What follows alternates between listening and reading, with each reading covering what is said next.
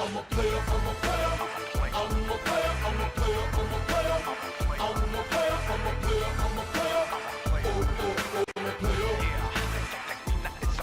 If you see me looking clean cut, matching from head to toe, dipping with a mean strut. Hello and welcome once again to another edition of Ghettofabulous Kings of War. Today, taking things a little smaller scale, 1,000-point battle, pillage scenario against some elves. We've got a new player in the store area. He's a refugee from Warhammer Fantasy Battles, so you'll see his high elves on the table. He's actually been playing quite a bit, still learning, but seems to be enjoying the game so far, so let's see how he does today. First, here is his army list.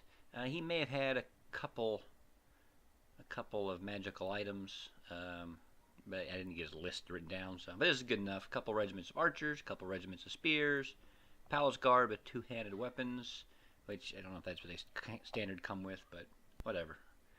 Wizard, heal, and may have had Fireball on him. He had an inspiring character. I think that may have been a wizard as well with Fireball and heal. And he had the character on a chariot, which is good because I hadn't seen chariots before in action really, so a little something different. Here's my army. 1,000 points is very unusual, and especially with trying to cut down from a 2,500 2,000 point list.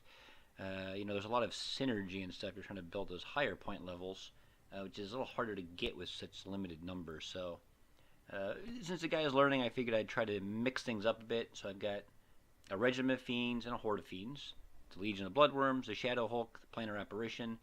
We got some infantry, some cav, some monsters, just a little bit of everything. Notice there's no horrors like I've had in the previous games. Trying to use expensive for just Bane Chant, and so I'm not doing multi-charge and stuff.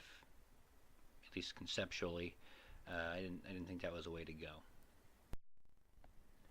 Here is the scenario, the table. Those are the objectives highlighted in yellow there. 6 again. I seem to do a pretty good job of rolling up high on that.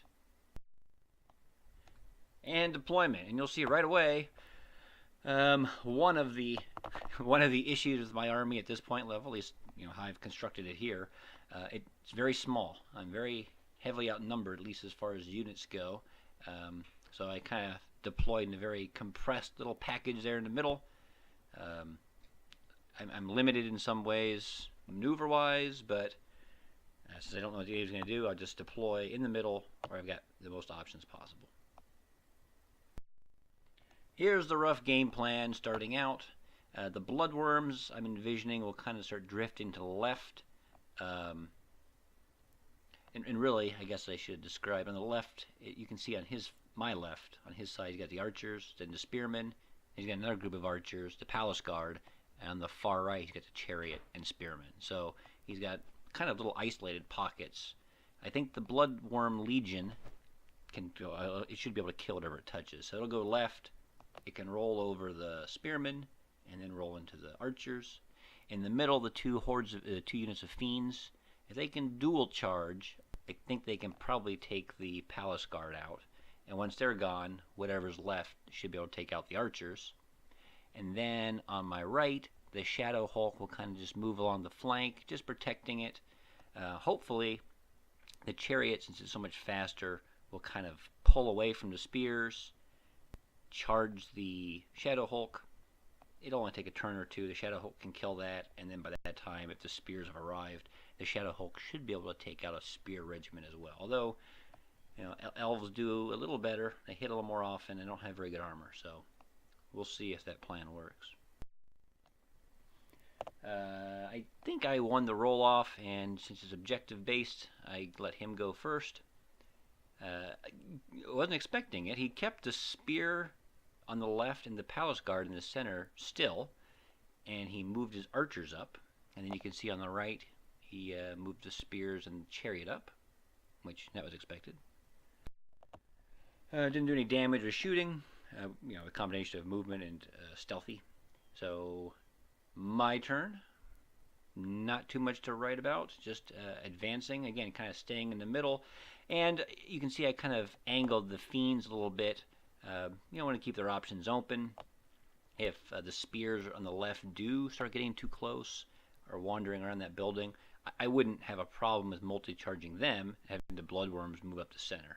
I can be flexible either way. Elf, turn 2. Again, kind of a surprise, although he has shooting and I don't, so I guess it makes sense to a degree. Everything in the center and the left stands still and just shoots. And on my right, he starts developing that flank a little bit more. Unfortunately, as you can see, the spearmen and the chariot are very close together, much closer than I had hoped, so I'm not getting that separation where I can take them out in order. And his shooting, you think of the stealthy being a real benefit. It is to a degree, but elves hit normally on a 4, and they were standing still, so 2 regiments shooting. Hitting on 5s, that's enough shots to do some damage. So my poor regiment of fiends there got hit a little bit. Which, because of that, was 6 wounds. I just charged them into the regiment of archers he has there. If nothing else, I'll disrupt them. Yeah, I assume he will he'll charge with that palace guard unit in the middle there. Maybe after I heal the regiment with the planar apparition, they may be able to survive that. We'll see. If nothing else, at least the horde of fiends is set up to charge, and although I don't know if they can take out the palace guard in one charge, they'll hurt them significantly. And the Bloodworm Legion is set up to go to the left again, and I have the Shadow Hulk facing over to my right. Interestingly, I had very few options to get the planar apparition in range to heal the regiment. So I ended up putting it there where it's in range, but it's also in range of the chariot's charge. So I did angle it a bit so that the chariot is still in its front arc. It's a little tough to tell from this picture. It does have ensnare, and the chariot's only got 4 attacks, so I'm not too concerned about it. The charge puts 5 wounds on the archers, and as you can see, I did heal 3 wounds off the regiment of fiends. So, not in great shape. They're going to get hit pretty hard, and their nerves 13-16, so there's a good chance they're going to break. Although, that character there does have inspiring, so at least I'll get a reroll on the break check. And you can see, on his turn, top of 3, the Palace Guard do charge in, so it's a multi-charge on my regiment of fiends. And his chariot did charge into the planar apparition. Now, I'm not worried about the apparition getting killed. It will kind of suck if he does a wound, since it will be disrupted and I won't get to heal next turn. Shooting, planked away a little bit at my horde of fiends with his archers on the left, and then that wizard up there in the upper right, I believe, cast Fireball and put a few wounds on my Shadow Hulk. Nothing terrible, but that's what shooting does, just kind of whittle away. Did put 1 wound on my planar apparition, so no healing next turn. You can see he did wipe out my regiment of fiends. He had the archers overrun, and he moved the palace guard back. I think he just wanted to use the archers almost like chaff, hopefully catching my fiend horde. If they held, then he could, again, countercharge with both units. You can also see he healed a few wounds with his other wizard who's hiding behind that building, so the archers are down to 2 wounds. So on my turn, I've got a couple options here. The center is not going as well as I like, and I can't quite get my horde of fiends to hit the palace guard back there. So instead, we're going to shift everything. As much as I wanted to go to the left, I gotta win the center here. The Bloodworm Legion has a flank charge on those archers, so he can wipe those out. The fiends have a flank charge on the character in a chariot, so that should wipe him out.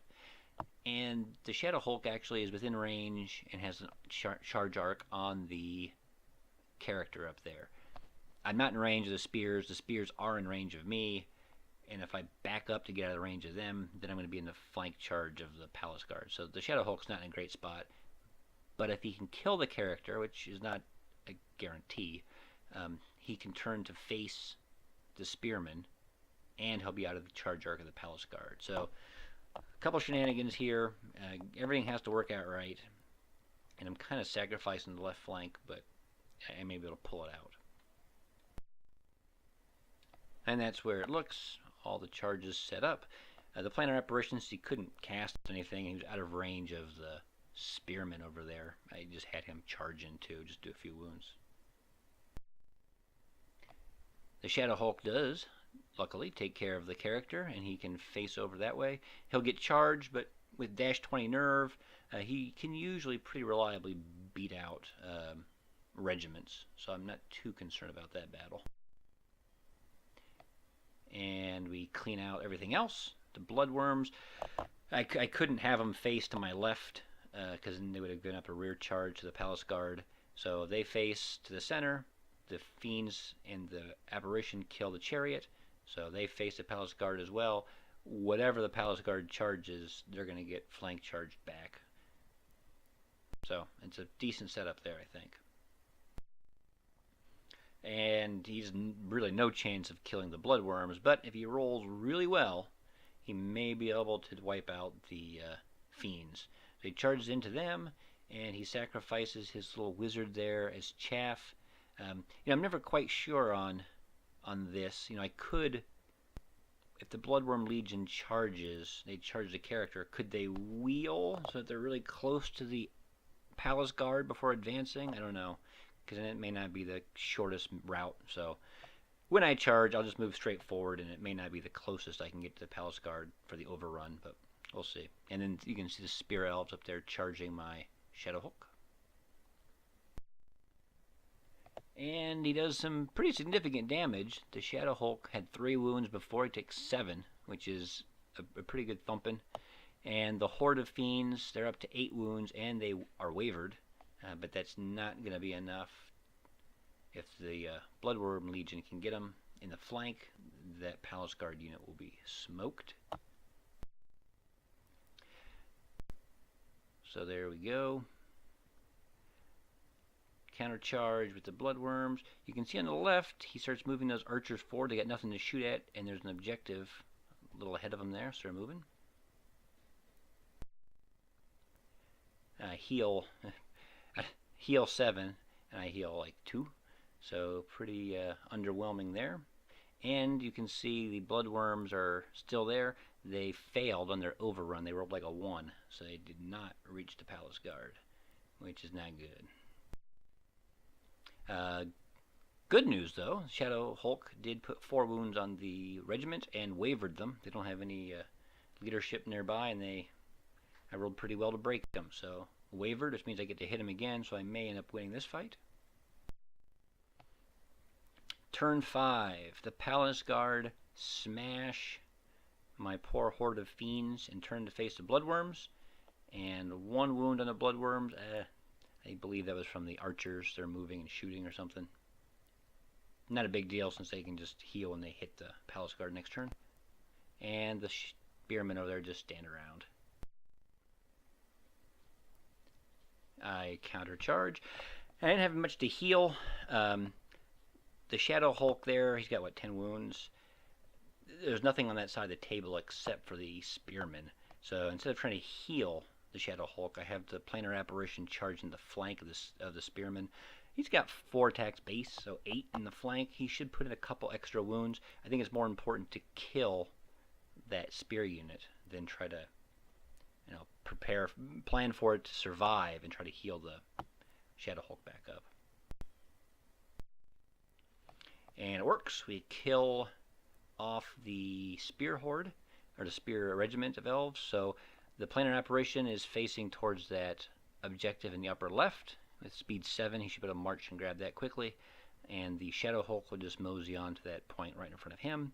However, despite inflicting 12 wounds, or several wounds on the Palace Guard, I do fail to break them, which is a problem because now I have to hope the game goes an extra turn and hope that I can maybe get the Bloodworm Legion to kill the Palace Guard, reform, and grab another objective, which is going to be a problem. because you can see the elves on the left flank there. The archers have the one objective, and the spearmen have been sitting on the other objective behind the, next to the building the whole time. So they've got 2. I will have 2 at the bottom of turn 6. I believe the elves were, the palace guard were shaken, so they're just standing there. Bottom of my turn, I grab those 2 objectives, and the bloodworms finally crush the palace guard. They reform. If it goes another turn, they will be able to march 10 inches forward, and I'll be within 3 of the objective. But it doesn't go another turn, so ends up a draw. 2 points to 2 points. Kind of bloody. Ultimately, I think, point-wise, I came out ahead, but by the objectives, it was a draw. Well played by my opponents, because I got kind of focused on that battle in the center. And usually I'm pretty good at playing objectives, especially when I played humans. I focused quite a bit on the objectives, but I got caught up here in killing the enemy, and that bit me on this one. So, AR. I was actually very impressed. I was concerned that 1,000 points, a really small point game would be simplistic, too easy. It wouldn't be as much tactically going on. It was very deep. I still had to think quite a bit about the charge angles and who was going where. It went much more quickly. I think this game took 45 minutes ish, which is moving along. In fact, we got a second game in that evening, and we probably could have played again. It was fun, it was fast, and it was significant, or tactically deep enough to still be enjoyable. Like I say in the second point there, my bigger points army feels about average for the number of units at the point level. At this game, at 1,000 points, I felt very much on the lower number of units into the scale, which becomes a problem when there's so many objectives, because getting to them is difficult. And with a unit like the Bloodworm Legion, that's a lot of points tied up. Yeah, sure, they can kill things that they touch, but one, if you get a bad roll, a roll poorly to break a unit, that's a bunch of points held up. It's not contributing to the fight as well as it should. And 2, there's a lot of board to cover with not many units around. So, the Bloodworms are only speed 5. So, if they do kill a unit, the next unit, since there are so few, it may be very far away. So, you have to really kind of rethink your army at 1,000 points. It's a different game, different requirements. The Shadow Hulk, it's such a love-hate relationship with that guy. I figured he would get smoked in this game because my opponent had 2 regiments of archers and, again, at least 1 wizard, maybe 2. And he did pretty well. Hardly got shot at all. Held up the whole game, grabbed an objective, smashed a character and a unit. I keep thinking there's got to be a better unit to replace him with, but he performs well enough, and considering his point cost, 170 points is relatively low ultimately, and for that same point amount, or even something similar, I'm still not seeing anything that will replace him functionally that will be as good or better.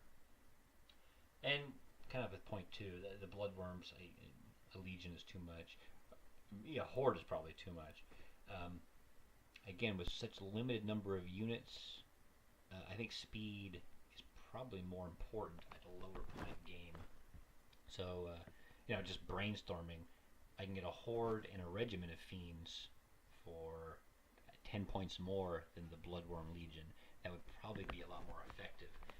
That may not be exactly what I go for, but just, as a mental thought process, starting point, that would have been more useful in this game than the Bloodworm Legion, I think. So, leave your comments below. Let me know what you think. Hopefully it was an eye-opening thing for you. Everyone seems to want to jump into the higher point games. If you haven't played 1,000-point game, give 1 or 2 a shot. Again, I think you'll be surprised at how how tactically rewarding it is. And it's, again, this guy had only played a couple times, and the game the game moved along. And when we were done, and we looked at the time, it's like, holy crap! It's only been, like I said, 40, 45 minutes, and we were thinking, we were engaged. It felt like it was a lot longer, and it made for an enjoyable evening. So, thank you for watching, and we'll see you again on Ghettofabulous Kings of War.